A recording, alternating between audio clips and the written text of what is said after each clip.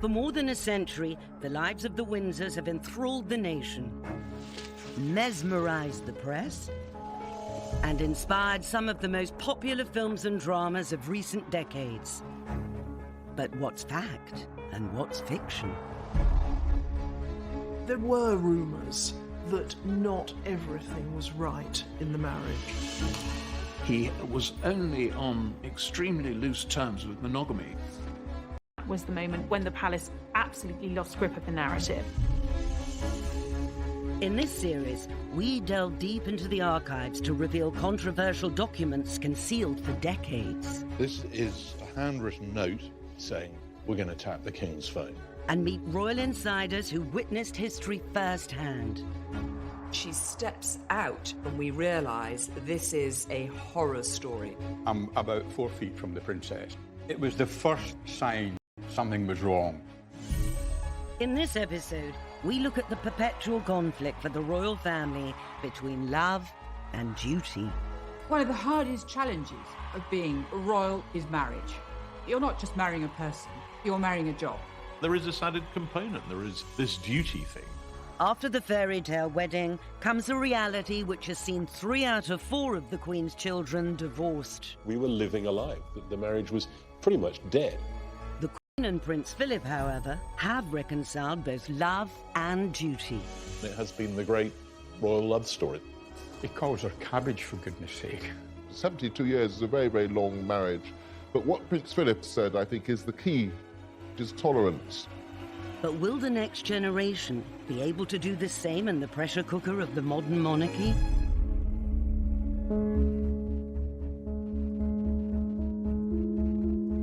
The fact that I fell in love with Meghan so incredibly quickly was a sort of confirmation to me that everything, all the stars were aligned, everything was just perfect. It was this beautiful woman just sort of literally tripped and fell into my life. I fell into her life. Meghan and Harry are an incredibly tactile couple. There's a lovely chemistry between them, and without a doubt it has increased Harry and Meghan's popularity. You know, they suddenly seem more real than royal. Love has never seemed more important to the royal family's popularity, but it's only part of the picture. I know the fact that she'll be unbelievably good at the job part of it as well is obviously a huge relief to me, because she'll be able to deal with everything else that comes with it. I really believe that William and Harry have learnt a lot of lessons from watching their parents' marriage. Diana told William and Harry to marry. William is completely devoted to Kate. They're clearly very much in love. They make a great team. I mean, the big difference was that William knew Kate before they married one another. They were at university together. They shared a house together as flatmates before they started going out, so there was a long courtship. And I think that she'd been sort of inducted into the family and knew what she was getting into. Harry's marriage to Meghan was more of a whirlwind affair. Here is Prince Harry. He's married an American, he's married a divorcee, and without a doubt this has been a very fast-moving royal romance. Yes, behind the scenes there were some questions being asked, just to make sure that Harry was sure, because of course, you know, divorce is something that has tainted the House of Windsor. The spectre of divorce has been hanging over the Windsor dynasty since 1936, when Edward VIII chose love over duty and abdicated rather than give up Wallis Simpson. The same loyal welcome, the amazing scenes of enthusiasm that mark him as undoubtedly deserving his well-earned title, the most popular man in the world. Despite his huge crowd appeal, Edward VIII was behind the scenes obsessed by Mrs. Simpson. Wallis Simpson was an American adventuress, in the words of Queen Mary. She absolutely captivated, entranced, bewitched him. Even though Wallis was still married to her second husband, the king was determined to make her his wife. This put him at loggerheads with the Prime Minister, Stanley Baldwin.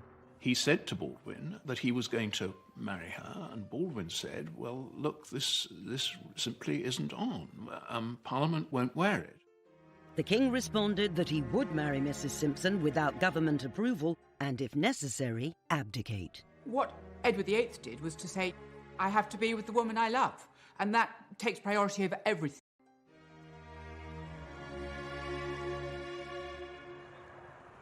Royal biographer Robert Hardman has spent his career examining the decisions the royal family make. His investigations at the National Archives at Kew have uncovered secrets about the abdication kept under wraps for over 80 years. Everyone from the Prime Minister down was extremely worried about the state of the King's mind, which way he was going to go. This is an extraordinary document from a senior Home Office official to the head of the Post Office saying, we're going to tap the King's phone. You will arrange for the interception of telephone communications between Fort Belvedere, certain addresses in London, and the continent of Europe. This is effectively saying, yes, he is, because we feel it's in the national interest. Mrs. Simpson has all sorts of dubious contacts and friendships, not least with German diplomats. The King was known to have met leading members of the British fascist movement. They want to know it all. And indeed, it was later discovered that it was an MI5 operative hiding in a bush in Green Park, listening to these phone conversations, who actually heard the first conversation where King Edward VIII told his brother, Duke of York, that he was going to abdicate. The public only knew about it on the 3rd of December, and by the 10th, 11th of December, the King had gone. On the 12th of December, his brother was proclaimed George VI, and Edward left the country. He married Wallis in France in 1937. None of his family attended the wedding. Putting love over duty had changed the course of British history. None of them had been prepared for this. They'd been prepared for a life of living in a country house with horses and dogs, and that's basically what young Elizabeth wanted to do. That's what she was prepared for. She wanted to be a country lady. Just a decade later, the girl who had hoped to live a quiet life in the country had fallen in love, and the palace thought her choice, Prince Philip of Greece, was also unsuitable. There was this strand of British establishment thinking that he was a slightly dangerous outsider from a foreign royal house. The Greek royal family had been imported from Denmark, and so Prince Philip is not actually Greek at all. He has quite a lot of German and Russian blood in him. When he was just a baby, Philip's family went to live as impoverished exiles in Paris, and soon after, the Greek royal family were deposed.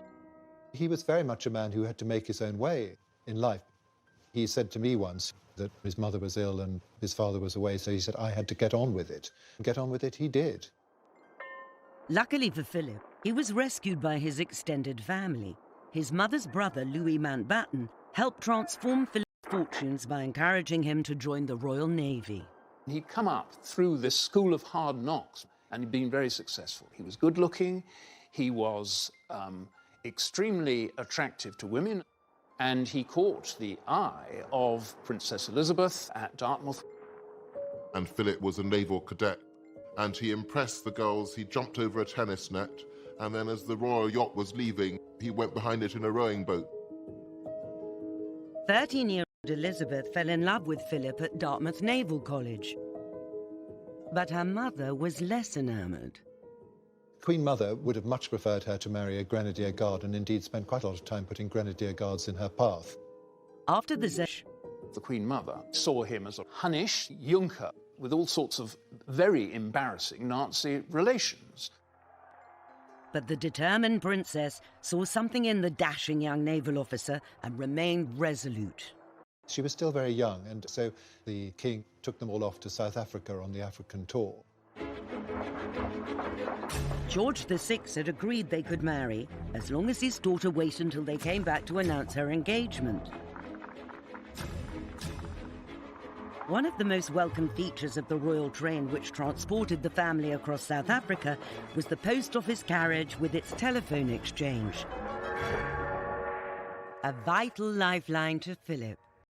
She was strikingly in love with him and made it clear. He certainly saw the advantages of marrying into the House of Windsor. Somebody described him as a big dog wanting a basket. The Queen's was a love match which endured, but fast forward a generation and her son felt impelled to sacrifice love on the altar of duty. What I do remember is, as the weeks passed, Diana became thinner and thinner and thinner. By the time they walked up the aisle, the relationship was in a very, very bad way.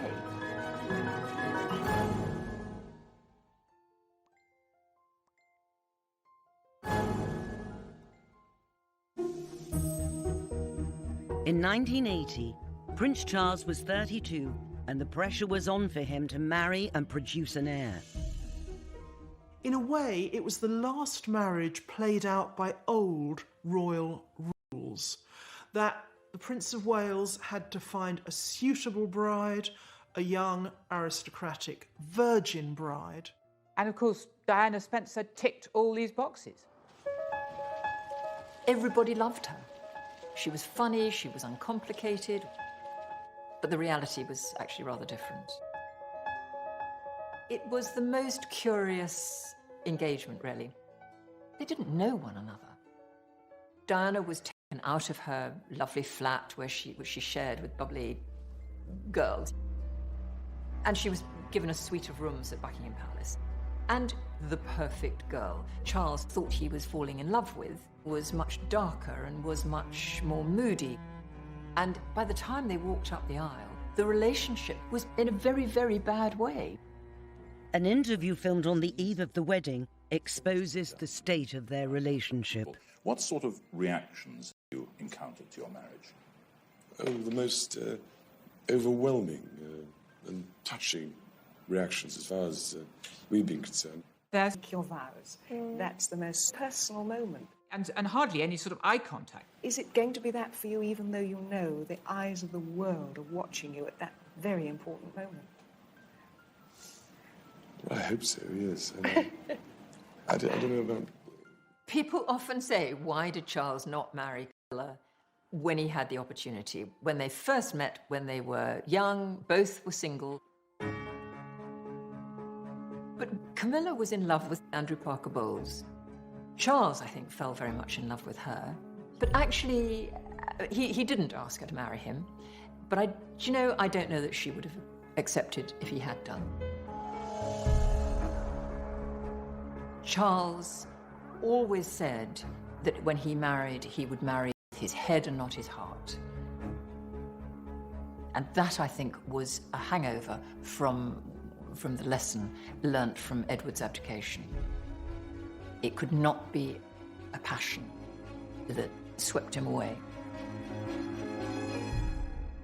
I suspect they quite quickly found that they weren't ideally suited to each other, but unfortunately the world had fallen in love with her.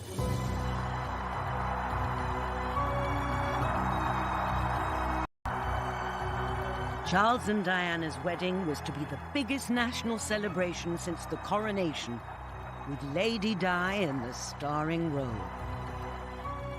Everything was huge about it. St. Paul's, because it could take this enormous crowd. A wedding dress that practically covered the steps. It was the sort of surrogate love affair for the nation. It seemed to be a completely romantic wedding. Of course, we didn't know what was going on behind the scenes.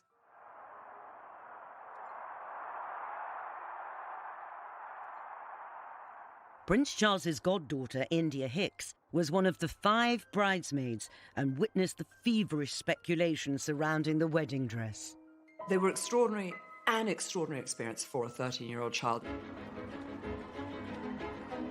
Whenever we turned up for dress fittings, the organisation of the car coming up and the world's press descending and trying to get any snap.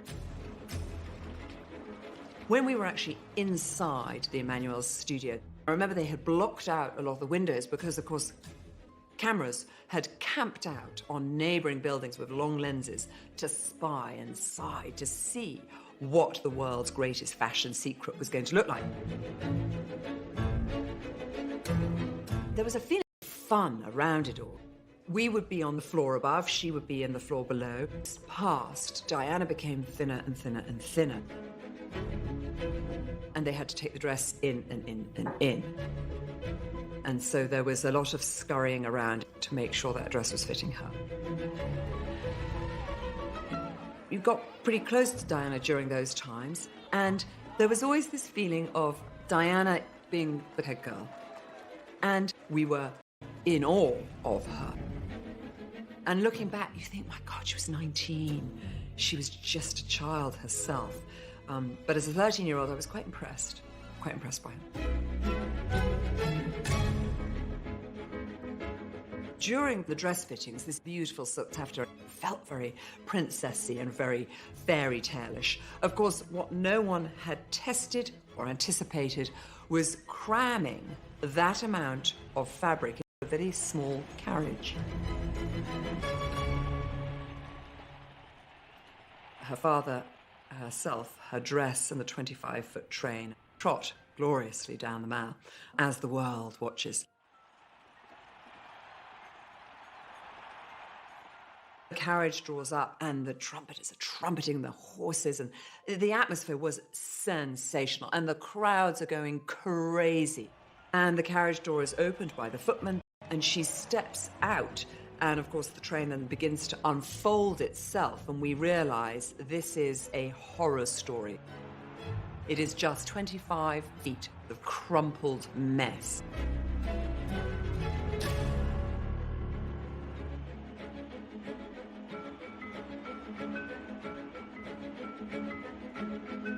And so Sarah Armstrong-Jones and I just set to work, and really all you see of me is my bottom in the air. I'm bending down trying to undo this.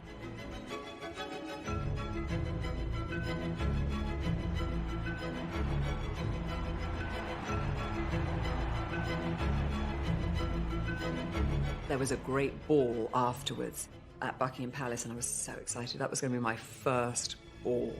And after Charles and Diana's wedding, we went home, and I lay down for a moment, just a moment. And I woke up to discover my whole family had gone to the ball, and I had been left alone in the house. I was livid. I was so cross. Why had they not woken me? And my mother thought, oh, she's so tired, we'll leave her behind. I thought, bloody hell, I've missed the ball.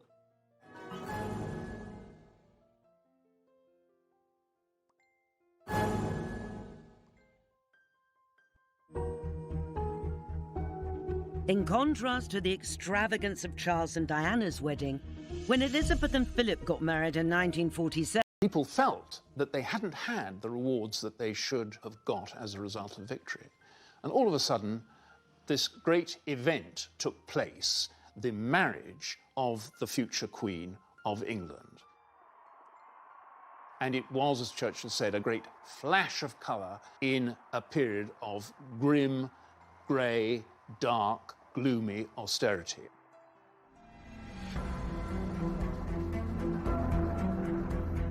People are standing in queues,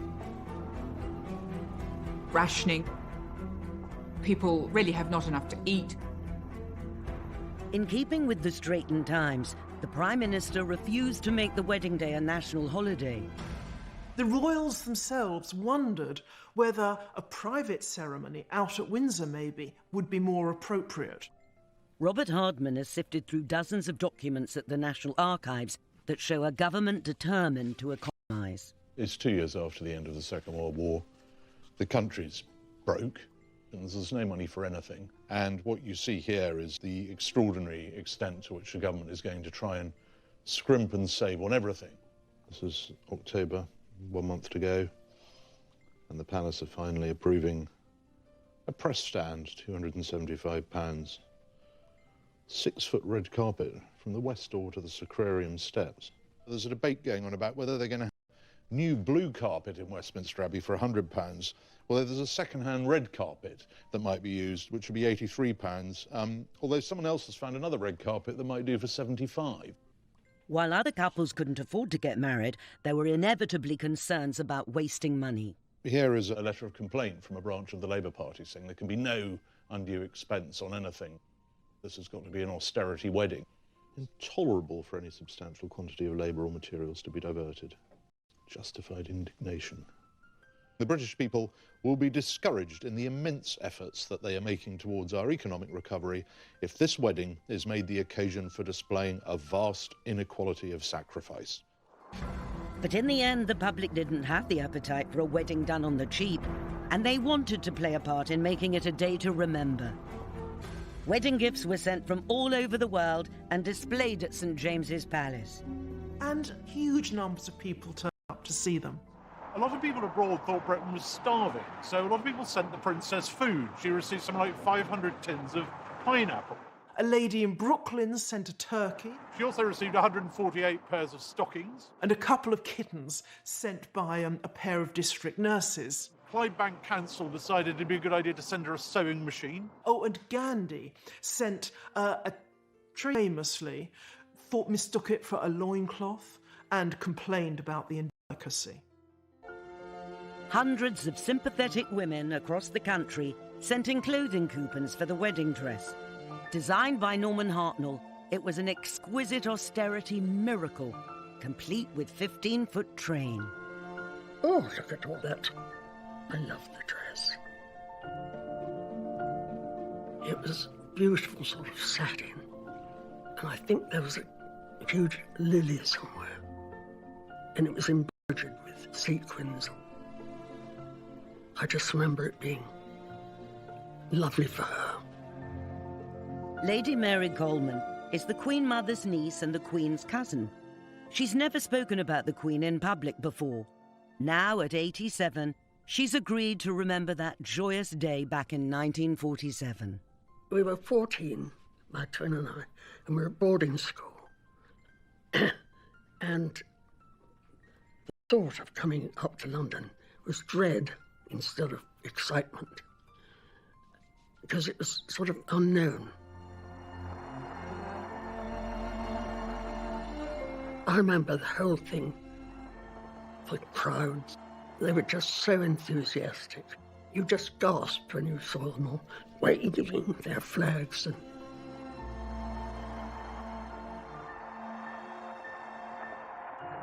you know, after the war, it was sort of such a break to have some happiness. The ceremony was very touching. The Archbishop said that in many ways this was just like the wedding of an ordinary couple in all the Yorkshire Dales. She looked as if she could almost see heaven. She was really happy. It was wonderful. And he looked happy too. So that's good. I remember being glad that we were there. Following the King and Queen in the procession, Princess Andrew of Greece, the Queen of the Hellenes, and the Boy King of Iraq. The people who couldn't come to the wedding, rather tellingly, were Prince Philip's sisters, because all of his surviving sisters had been married to German nobility who played an active part in the Nazi cause, so they couldn't possibly make an appearance. It was that close to the war.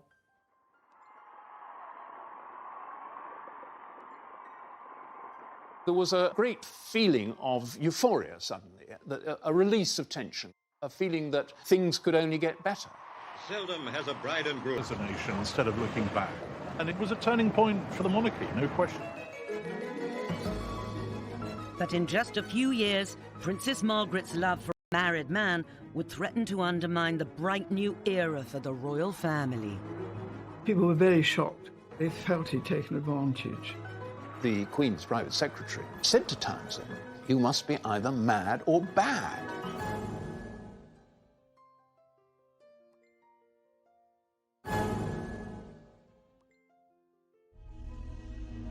Ken Lennox photographed the royal family for over half a century and took the first grainy photograph of Diana with Charles on the banks of the River Dee in 1980. He got to know Lady Di trying to capture her on camera outside her Earl's Court flat. I couldn't give away photographs of the royal family before Diana came on the scene. When Diana came along, all that exploded. Ken was to photograph the princess for the rest of her life. This is the honeymoon photo call. The couple walked up, sat in a little stile, and really full of affection. They answered questions, and they were hugging in front of the cameras. We'd never seen royals doing an official photo call like that. But there's not only an age difference, but there's a mind difference between the way they thought life should be. Prince Charles worried about so many things, and Diana was young and wanted to have a young woman's life, and I think Charles found that quite difficult. I think that Diana was genuinely in love with Prince Charles at the beginning, but Prince Charles didn't respond. I think they were incompatible characters, was the basic problem. Ken was part of the Royal Press Pack for their first overseas tour of Australia and New Zealand in 1983. Before Diana came on the scene, it was Prince Charles was the most photographable royal. He was action man, and there was choruses of girls crying out for him. I felt sorry for Charles now, because no one wanted to see him. This time, Charles would work one side of the street and Diana the other, and Charles, they would just say to him, "Sir, can you get your wife to come over here?" And from being Mr. Popular to Mr. "Please, can you bring your wife over here?" It was not a happy situation for him.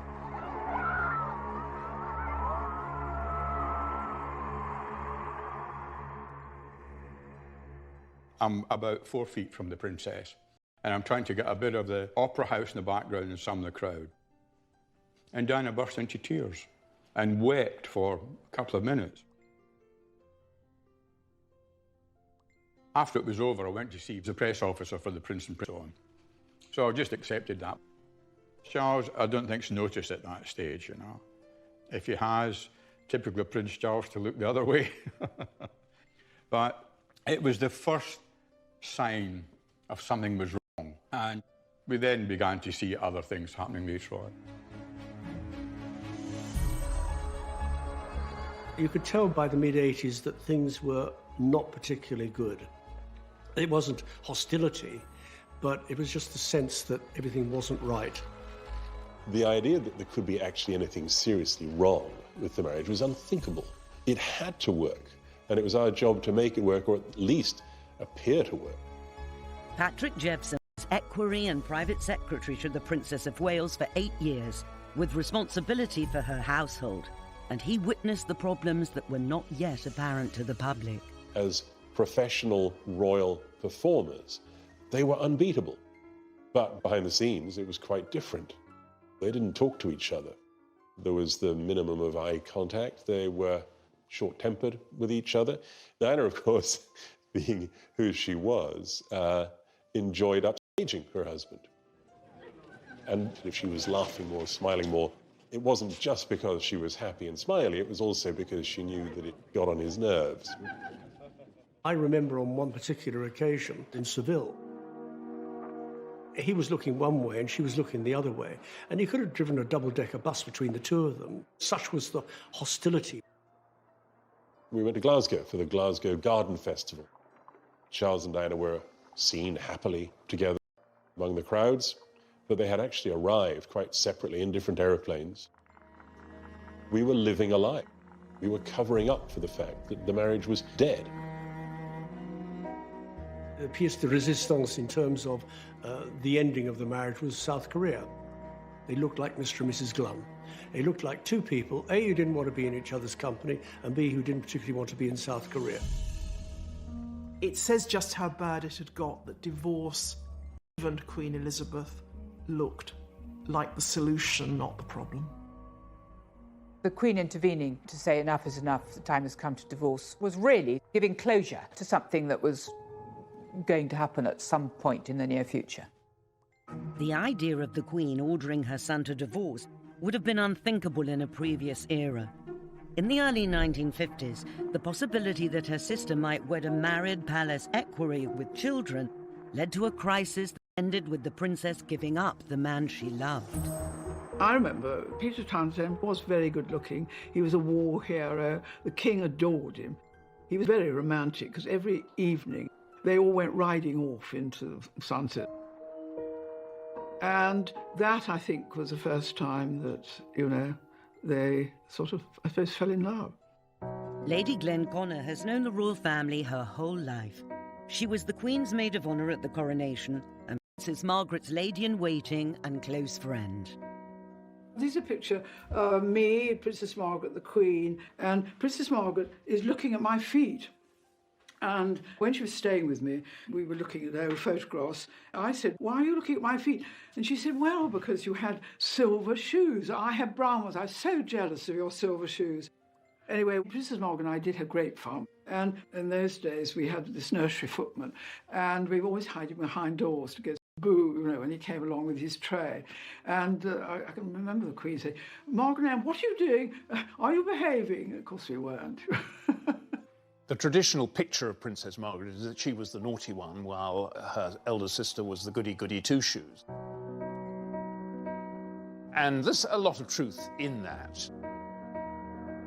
Her father absolutely adored her. He couldn't believe he'd created this beautiful creature. I mean, he always used to say, "Lilibet is my pride and Margaret is my joy." It's difficult to think back as to the extraordinary glamour and good looks. She was a pocket Venus. She was absolutely the Princess Di of her age. Margaret had the world at her feet, but it came crumbling down when her father died and her sister became queen. I remember at the coronation, we arrived back at Buckingham Palace, and the Queen skipped along the passage and with us, and then behind her came the Duke of Edinburgh and the Queen Mother, and then behind that, Princess Margaret, looking so sad. And I remember saying, "Ma'am, you look so sad." And she said, "Of course I do." She said, "I lost my beloved father and my sister because she was queen. She'd moved into Buckingham Palace." And she said, "I've got to go and live at Clarence House with my mother." Princess Margaret had turned to Peter Townsend in her distress. When he divorced his wife, she told the Queen she wished to marry this man 16 years her senior. In those days, being divorced was a really big, no-no. And people were very shocked. They felt he'd taken advantage. Princess Margaret was so much younger than him. And of course, Peter Townsend was staff. When the Queen's private secretary, Tommy Lascelles, heard about this, he said to Townsend, "You must be either mad or bad. You're intruding in this way into..." Less than 20 years after the abdication, the very mention of the word divorce in palace, government and church circles caused grave concern. Townsend was sent to Brussels, and the Queen asked Margaret to wait a year. And so the traditional story begins to unfold of an unhappy princess thwarted in love by the establishment. But documents released by the National Archives rewrite that history. What we see here is that actually by 1955, Anthony Eden, himself a divorcee, and his government have decided that actually she can marry. In fact, they're going to give her some more money. The Civil List Act provided that she should receive on her marriage a further sum of £9,000 a year in addition to the £6,000 a year which she has already. This is the government's plan in the event that Princess Margaret and Group Captain Townsend are going to get married, and she would have been aware of this. Ministers understand that it is Princess Margaret's wish, despite her renunciation of her right to the succession, she should continue to live in the United Kingdom and to carry out her public duties as a member of the royal family. So what they're saying is, we're happy with her carrying on being royal, we're happy with her staying in the country, we're happy with this marriage. The one thing that will have to change is that she herself cannot be queen, and nor can her children. Life would really not have changed very dramatically at all for Princess Margaret. But what we do know from other correspondence in this file, including a remarkable letter from the princess herself, is that it wasn't a sort of crazy love affair by this stage. This is the princess writing to the Prime Minister. It's a very honest letter. It's really rather touching. She's saying, "I'm not going to see him during this time, but in October I shall be returning to London, and he will then be taking his annual leave. And only really then can I make up my mind." She says here, "It's only by seeing him in this way that I feel I can properly decide whether I can marry him or not." I think inevitably here's a young woman who was initially head over heels in love with this man, but possibly after all this time now, having had all these people poring over her relationship, maybe it's started to rub off. Maybe she's started to think, you know what, I'll think again. Within a couple of months, the couple would have made up their mind, and the princess issued her famous statement, say, mindful of the teachings of the church, she's not going to go ahead with it. It doesn't happen. Some people absence makes the heart grow fonder, but I think it does make you think exactly what you're going to give up. I think during the wait, she started to enjoy herself again, her friends rallied round. I think, personally, if the king had lived, she would have married somebody more suitable. And I did once ask Princess Margaret about her set. Among all of them, who would you might have married? And she said Sonny Bamford, more suitable. She would have had a palace, of course. The demands of the crown would not only pit sister against sister, but husband against wife. He wasn't even allowed to call his children by his own name. He became emasculated. Really sounds as though it threw him into something like a depression.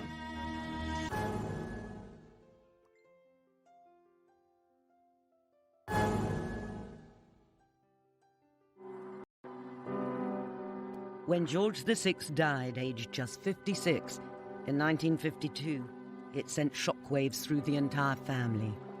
Not only did Princess Elizabeth take on the heavy responsibility of the crown, but her husband had to give up the career he loved. This posed a massive strain on the Queen's marriage to Prince Philip, because Prince Philip imagined, with good reason, that he was going to have a good career in the Navy. Suddenly, she went from being a naval wife to queen, and he went from being a naval officer in command of his own ship to being a consort, to walking 3 steps behind his wife, which totally went against the grain for this man, who is the ultimate alpha male. He wanted to modernise and streamline the monarchy. And of course, the courtiers weren't having any of this. Prince Philip came up against plenty of opposition from the palace old guard. They used to refer to these establishment figures as the men with moustaches. And he's not allowed anywhere near red boxes, he's not allowed anywhere near prime ministerial audiences, he's very much kept at arm's length. He wasn't even allowed to call his children by his own name. He became emasculated. I mean, he said at one point, "What am I? Am I nothing more than a bloody amoeba?" It really sounds as though it threw him into something like a depression. He began living this slightly raffish life. His membership of the famous Thursday Club, a lunch club, with other young men about town, but also with a certain number of party girls. It must have been a very difficult period for her. She knew that her husband was hurting and that it was difficult for him and that some people were not treating him very well. A solution seemed to lie in the newly completed Britannia. Philip would open the Olympic Games in Australia and then tour the far-flung islands of the Commonwealth aboard the royal yacht. It was to fly the flag, of course, but perhaps it was also to give Prince Philip a little time back at sea and a little time away from the constraints of his role. But that all went wrong when one of the close associates of the prince, Mike Parker, was summoned back to England to appear in the divorce courts, and that tar spread. The divorce of his close friend, coupled with Philip's 4-month absence, was enough to open the floodgates of speculation about the state of the royal couple's marriage. There were rumours that not everything was right in the marriage. For the first time ever, the Queen issued an official denial saying it was quite untrue that there was a rift. For added emphasis, she made the Duke a prince on his return home. It must have been a crisis in the early marriage, and it's the sort of crisis that's only possible to negotiate if you actually love the person you're married to. It has been the great royal love story. It's the longest royal marriage in history. It's one of the many records that the Queen can lay claim to. I suspect it's probably the one she holds most dear. I remember the Queen, if the Duke was arriving back from an engagement, she would sort of perk up a bit and become a sort of smiley and relaxed.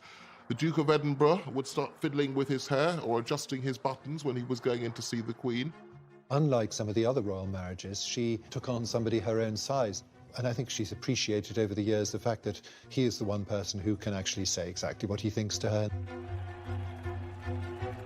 There's a lot of intimacy, almost in crowds, is that you're these two people on this very, very strange journey and with this unique life. And I think that there's a very, very powerful bond.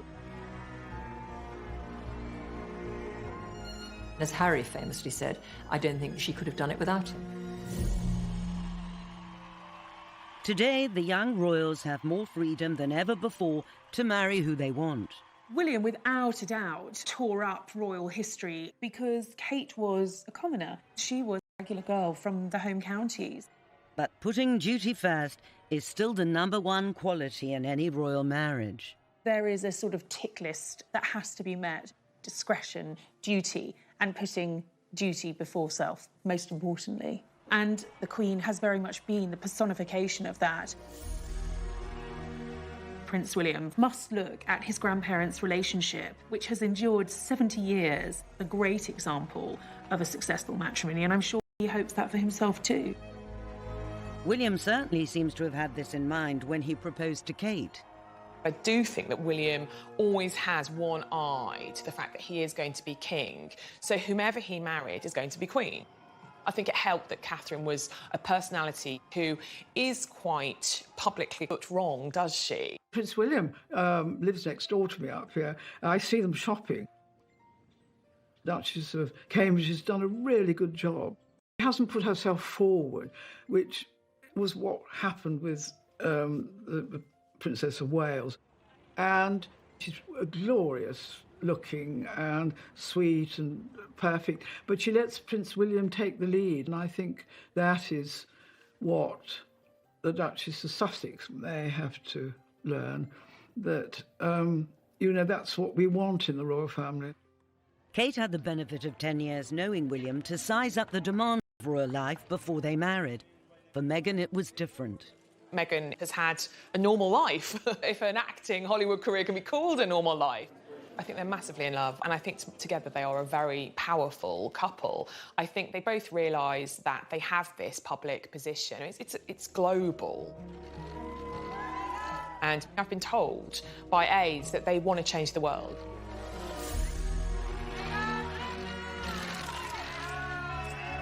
I think the challenges for the Sussexes will be balancing that sense of duty and the life they want as private people, as a family. Like the Queen, both William and Harry have chosen partners who are their equals. Women they love, but who share their vision for a relevant monarchy that's a positive force in the world. But the challenge remains. Will they be able to live with the conflicting demands of love and duty? Only time will tell. Next time, another difficult marriage between the royal family and the press. Stay there! Stay there! Meghan felt from an early stage that the British press was out to get her. Suddenly she thought, this is a lie. She had no sense of self-preservation, let alone decorum. They said they'd pictures, and I agreed to pay close to £1 million.